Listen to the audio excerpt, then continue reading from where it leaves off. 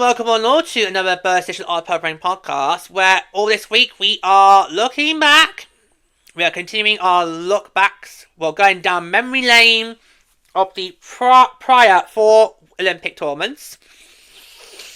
As you guys know, my involvement with the women's game began in Vancouver 2010 with those Olympics, and obviously with Milano-Cortina literally right around the corner. We're just looking forward to what's going to be an incredible World event.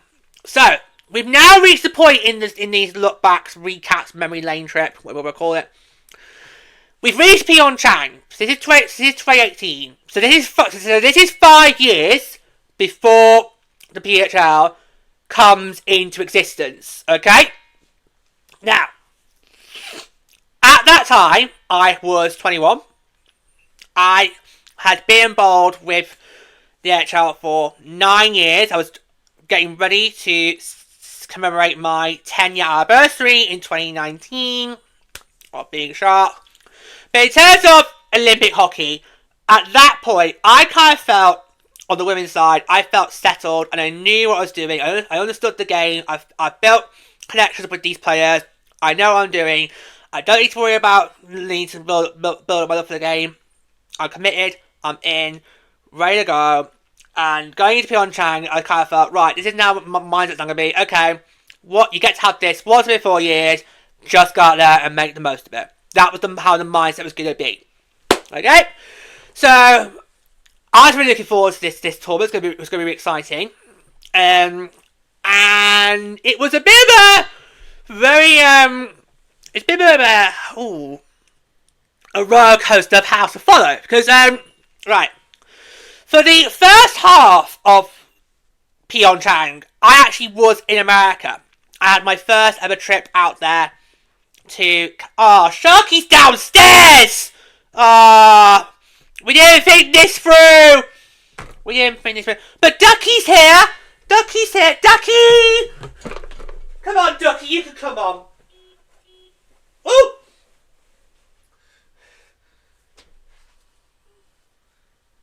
I know, right? Come on, Ducky, you can come on. No, that's Howler.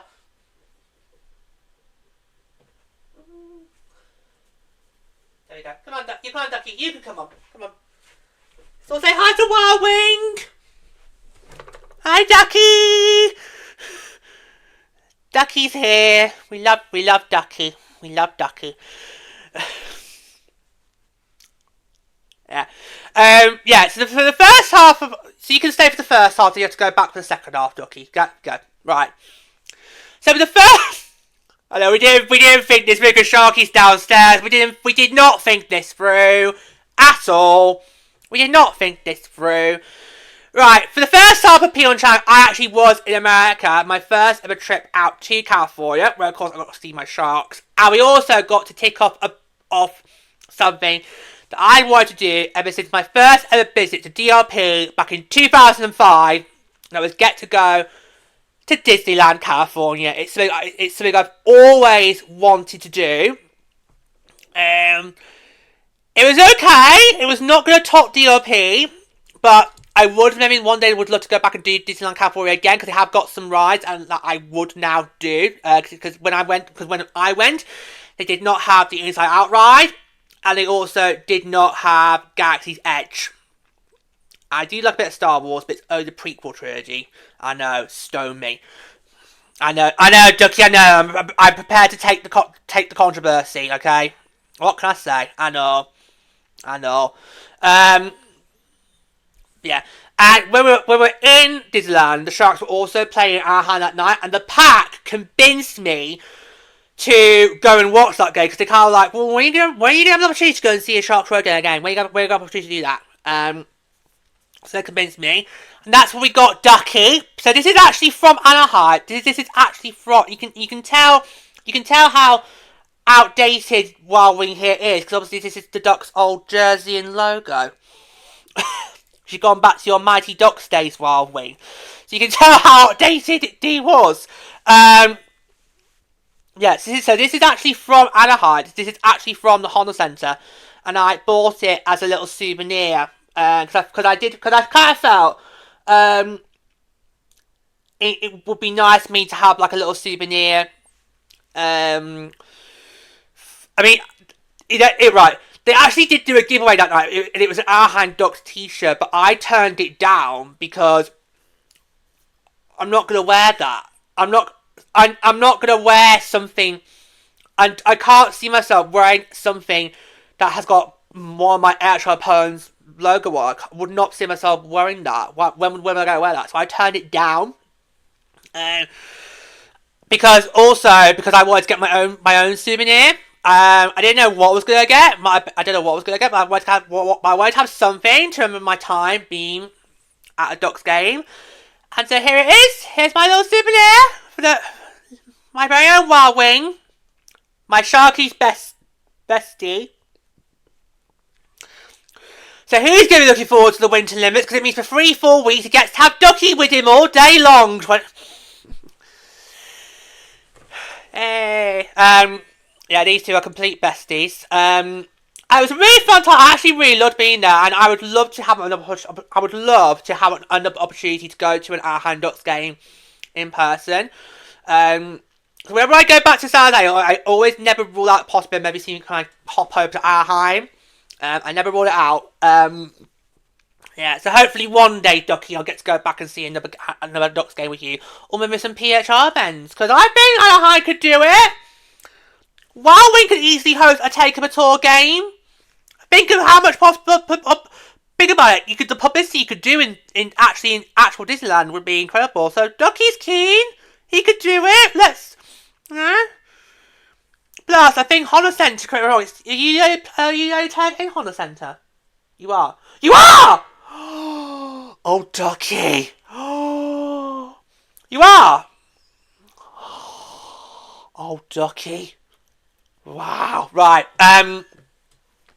Yeah. So, triathlon of the Olympics for the first half of the games wasn't easy. We managed to get a fair bit in, but I knew the bulk of my Olympic coverage was going to be when I got back. That was how it's going to be.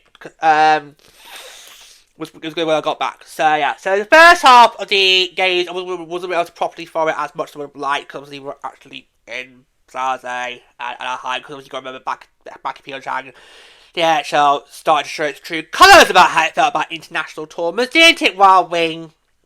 Ducky says yes! Ducky's on my side! Love you, Ducky. That's it. Ducky's on my side. Alright? Yep. I bet you might be still mad that you had to go to Vegas for you. Yeah. Oh, yeah. That was not a pretty mascot show. Now that was. No, you poor thing. You poor thing. Yeah. So the first half of the games wasn't really well to follow up. The second half, so I'm afraid Ducky, it's time to say bye bye. Aww. Do I wave bye to the boys and girls? There you go. Bye, Ducky. Off we go. So the second half of the games, when I was back in England, that was when I was able to properly get stuck in. And oh, what a thrilling finale we had. Honestly. Now, I think these games really showed how, I don't want to use the word heated, because that's wrong. That's not what we're here to talk about. Intense. I'll use the word intense. So yeah, I think these games show just how intense this rivalry between Canada and the USA, this just showed how intense this rivalry was, because it ended up being decided in a shootout. Oh yeah, you heard me right. These games were decided in a shootout. So let's get straight into that recap, and then we can talk more about afterwards to obviously finish off. So let me load up.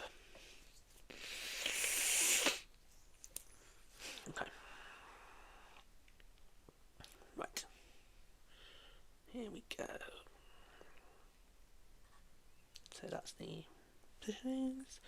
I want to get a recap. There we go. So the United States women's ice hockey team won the gold medal at the 2018 Winter Olympics in PyeongChang, defeating rival Canada 3-2 in a dramatic shootout.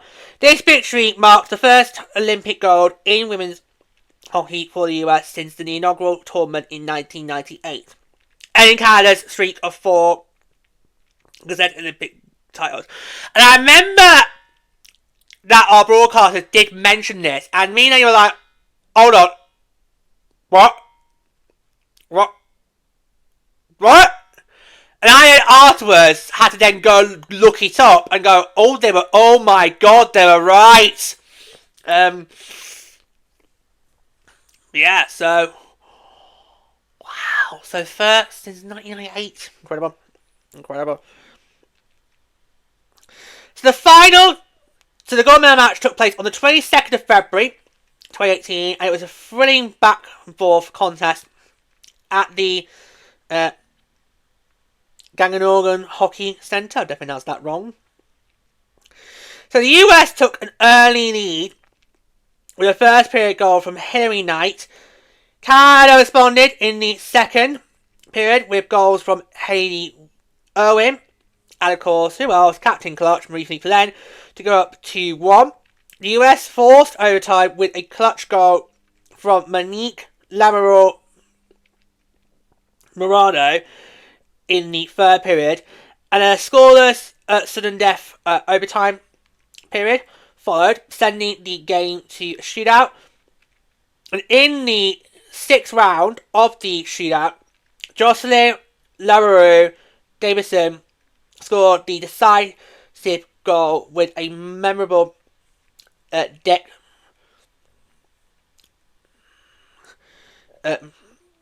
And US goalie Buddy Rooney, who was only 20 years old at the time, made the final save against Canada's Megan Augusta to seal the victory for Team USA. What a thriller was. And the bronze medal, so Finland secured the bronze medal by defeating the OAR, that was the Olympic athletes from Russia, 3-2 in that medal game. Yeah, I think it would have been wrong if Russia was to have won any medal in that tournament, but of course they did win the men's one, but that's because, well, we know what happened there. Anyway, we won't do on the men's, we will not do on the men's. We're not here to do that. We're not here to do on the men's side. Yeah, but what a thrilling game it was. I genuinely feared I'm not kidding here, I'm not trying to be dramatic. I genuinely feared I was going to have a heart attack. There have been plenty of times in hockey where I have thought, this is going to kill me. this is how I'm going to go. Okay, this is how I'm going to die. My sport is going to take me out. This is how I'm going to end up dying. Because it was an absolute thriller. And it wasn't easy for Lay to watch either. We were both, literally... I mean, the pair of us, we literally just couldn't watch it. It was just so hard to watch. And it just gave me... it actually gave me flashbacks to 2 years prior when the Summer Games in Rio, me and Pluto were literally just in fits because in the field hockey gold medal match, Team GB were playing the Netherlands, who were seen as the hot favourites, and that went all the way to the dreaded shootout, which actually is worse in field hockey than it is in ice hockey, because in ice hockey there's not a timer. Yeah, so in field hockey there is a timer you have to beat, as well as the netminer. And I remember Pluto was literally just like, he couldn't watch. He was literally on me like this couldn't watch. I was like, do I look at him? Do I look at the screen? Like, So it kind of gave me flashbacks of that. It was like, oh my god. But this was worse because it's USA and Canada. This easily could go on all night.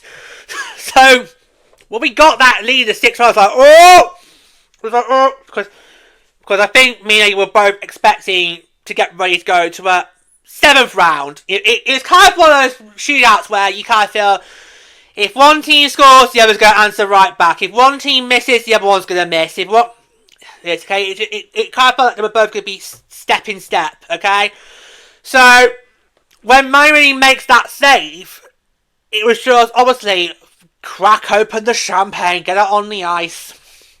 It was just an incredible moment because, you know, the heartbreak of Sochi was still very much at the back of our minds, and I'm not sure me and Lady would have been able to have taken a second heartbreaker 2 cycles in a row. I don't think we would have coped with that at all. It's bad enough we have one Olympic cycle that we can't look back on in sort of delight. We don't need 2 in quick succession. But yeah, and it was a really, really compelling game. You kind of felt when you watched that live, you kind of felt that game was always destined to go to OT.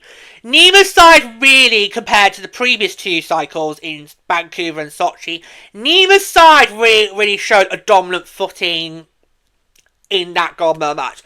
So you kind of felt this was always destined to go beyond regulation.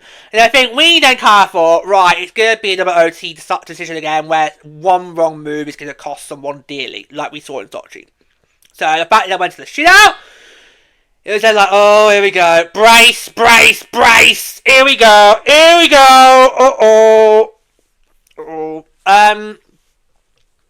Yeah. Shootouts are horrible. Nobody in hockey wants a shootout. We don't like them. We never have, and we never fucking will. Alright? We never fucking will. Okay? We never have liked them. We never will. Okay? But I think the women's game, it's more harder to watch because you just know how much effort these athletes put into it. And when you have an Olympic medal on the line, it's intense. It is so intense to watch.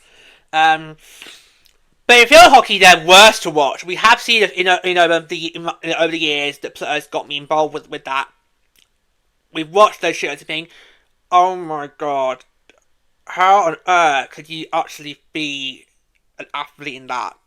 Because, as I learned, is that in field hockey shootouts there is a timer. You have a set amount of seconds to take the shot. And obviously, if the clock runs out, obviously that counts as a missed shot. So, yeah. But anyway, yeah. So if you ask me what's worse, field hockey shootouts or ice hockey shootouts, I'll say field hockey every time because of that timer and the hooter. Ooh, it's loud. Yeah, but honestly, this was such a thriller watch. And I remember at the time saying, that is a hot advertisement for our sport. Remember, back then, still no prospect or the possibility of a pro women's league. Okay? It's still going to feel weird when we do Beijing next time. We look back on that and think, okay, that was only 4 years ago. But still, back then, it still didn't feel possible to be where we are right now in 2026. It still did not feel possible. So, for me, back in 2018, I just looked at that game and I remember saying to myself, that is a perfect advertisement for our sport. You've got the 2 powerhouses, Canada and the US, who are not really powerhouses on the men's side. Let's just say we've only really had it between 2010 and 2026. We've only had one Olympic cycle where Canada and US have met in the gold medal match in the men's side. We've only had it happen once. It was on home soil for Canada in Vancouver. They had it happen once. Okay? Whereas for the ladies, it's pretty much always a guarantee. You're going to have USA, you're going to have Canada in that gold medal match, and then just brace yourselves for the onslaught. It's always good. It's always part of that. Now we have to play on the PHL. It might not feel like that in, say, a few cycles' time. So maybe we get in, say, 2034 or maybe 38 games. That might be the turning point where we say, right, it might not be a guarantee it's going to be US and Canada. Because the PHI is here now. You now have that opportunity to first narrow the international gap and then ultimately close the international gap. So all these other European nations like Czechia, like Finland, like Sweden, could then see themselves potentially gold medal contenders rather than just fighting for the scraps and the bronze. So it's going to be really exciting next couple of cycles after this one Milano-Cortina, because the game is about to change in more ways than one. But I remember back at the time thinking this was a perfect advertisement for our sport. And unfortunately, dear old Jocelyn the Rock goes and ruins it, because you might not be aware that what happened in the medal ceremony was Jocelyn the Rock, she gets given her medal, she gets put on her. Then as soon as the guy goes to the next player, the camera's still on her, and it literally what happens? She takes the medal off, and we're like, oh, did she just do that? It's like, lady, did she just do that? Lady, did I just see that? Lady! And so I was like, she did do that, George. I was like, oh, God. Even the rest of the pack, which of course did include Pluto, because obviously that time Pluto was basically with the rest of the Easterners, was like, well, it's on, we'll watch it with you. Even those four were like, oh, you just don't do that. You just don't do that at the medal ceremony of Olympic Games. Okay, yes, that's not the medal you want, but you still go like, oh yes, thank you so much. Yes, I'll have that. Yeah, all the mascot. Yeah, all the flag. Yeah, and just stand there, watch the flags get raised to the rafters, and then when you get to go back to your team's quarters, that's where you can go, oh, do you know what? Yeah, I just need to take off for a moment. I'm not really feeling it. Okay. Not literally when you're on the podium, the camera's there. It's like, oh. But at least she didn't. At least she didn't take the medal and then threw it to the side. Because I actually have attended a men's playoff final. I won't go into detail about it now. I have attended a men's playoff final where the silver medalists, a couple of players, once they got their medals, just threw them to the side because they were not happy with it, because they wanted to win the playoff, because that was the last prize they hadn't won. They won the Challenge Cup, they won the league title, and the last thing they needed was a playoff title to go up to the treble, and of course they didn't do it. Plus, nobody in the stands wanted them to win it anyway. Nobody wanted to see them do the treble. So we were all pretty much delighted that the treble was not going to happen for them. But they just really took it bad. So I actually have attended a playoff match where the silver medalists have actually got given their medal, and then some of them then just threw it to the side. And this actually was before Sochi. It was back in 2013. Okay, it was back in 2030. It was the end of the season playoffs. It was my first time attending the finals weekend, and yeah, it was quite eventful. Particularly, I had to know and prepare you what you do when you go to a playoff finals weekend. So I had to basically learn on the go. Yeah, in fact, actually, where I was actually sat next. The block next to me was the block of that team's fans. So it got even more awkward and more tough to do. It was a very challenging weekend, although it was a good result for me. But yeah, because obviously we didn't want the team that won the previous team to win it. Yeah. Yeah. So I have actually attended in person a playoff match where the silver medalists have actually got their medals, then someone just threw it to the side. And it was quite a loud bang as well. We could all hear it. It ricocheted. It was quite a loud bang. So I think it hit it hit the sideboards. Yeah, that was back in 2013. That was the season before Sochi. Yeah, but oh my God, Jocelyn, what were you thinking? It was like, what? It was like, oh. You know, we've just had this thrilling once in a lifetime match, and then she goes and does that. Oh bloody hell! So we're avoiding now, kids, because Jocelyn The Rock has been named to Kala's roster. So if Kala don't win gold, then maybe don't have her on the podium because shit could hit the fan again. Shit could hit the fan. Yeah. So PyeongChang was a very, very eventful Olympics. But that was the cycle where I kind of felt I don't need to develop my love for the game anymore. I know what I'm doing. I've made these connections. Just go out there and just have fun with it, because you know full well you're not going to have this again for another 4 years. And it was just a thrilling tournament. It was a thrilling tournament to watch. So that just leads us to go through the rankings. Now, let's see. Did we have any DQs or did we not? We had some DQs in Sochi. Let's see.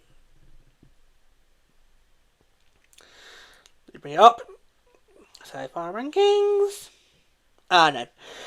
Once again, only 8 teams competed in these games, so we'll go from 8th to 1st place. So, oh dear. In 8th place, we had the host. We had Korea. Oh, that's embarrassing. That's embarrassing. But hey, at least they didn't get themselves disqualified. So, yeah, that's not great. Ignoring that. Sorry, just some heckling. I'm ignoring you! I'm not listening to that slander. Honestly. Right.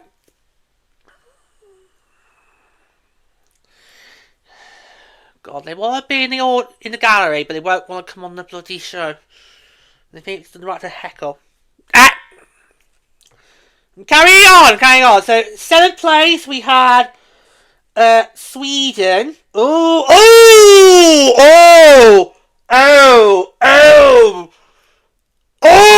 that's bad. Given how Sweden have been seen as a medal contender since 2002. Oh, that's bad. Wow, this really began Sweden's decline. 6th place, Japan. Then with Switzerland 5th place. Then 4th place, you had the OAR. That was the Olympic athletes from Russia. It so got confusing because in 2018 they were called the OAR, and then we get to Tokyo for the Summer Games, and it's like, no, it's now the Russian Olympic Committee. So it's now ROC. And I'm like, so what? As far as I'm concerned, they're fucking druggies. Yeah, try getting that put on their banner. I don't care what they are, they're fucking druggies, they should be banned. Doesn't matter them on a neutral bar, they should not be allowed to compete. Once a druggie, always a druggie. Then like how they always say, once a cheater, always a cheater. Well, once a druggie, always a druggie. Because we actually did have some doping incidents happen in the mixed curling. Remember that very well. Very well indeed. So yeah, and then bronze medalists were Finland, silver medalists Canada, gold medalists United States.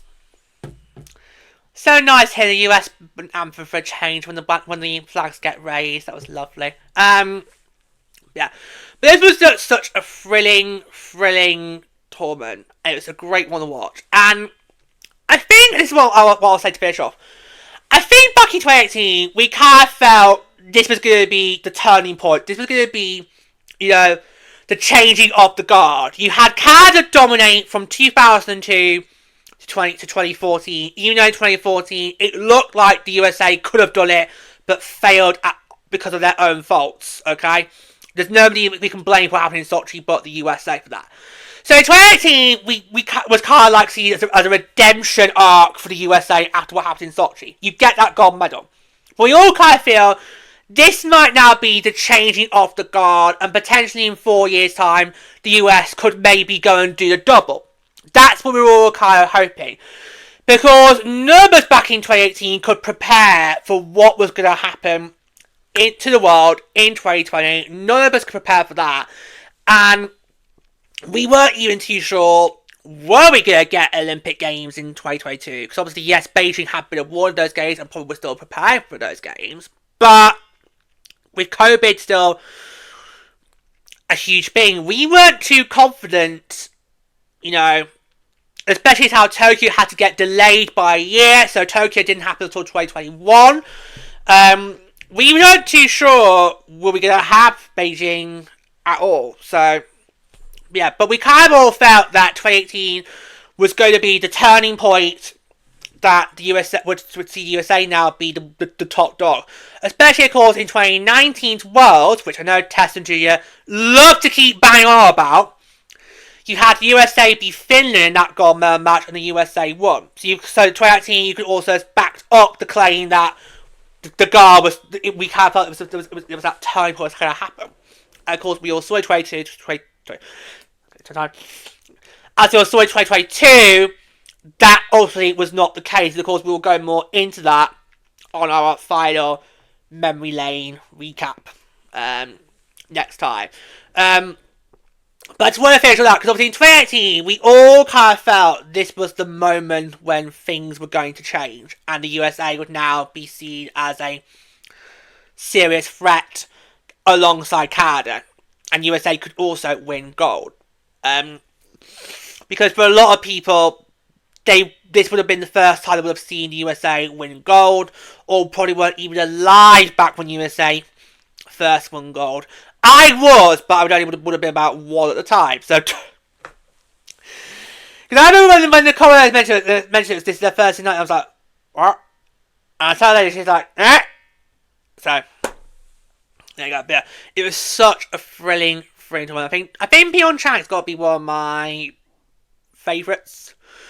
Not because the USA won, but because we got such a thrilling match for the gold. And that's what you want. You want these gold medal matches. Even if you pretty much know, going into the games, you pretty much know who's going to be in that gold medal match. You still want it to be thrilling. And we've always had it. Even though everyone always knows it's going to be Canada USA, it's always been thrilling matches to watch.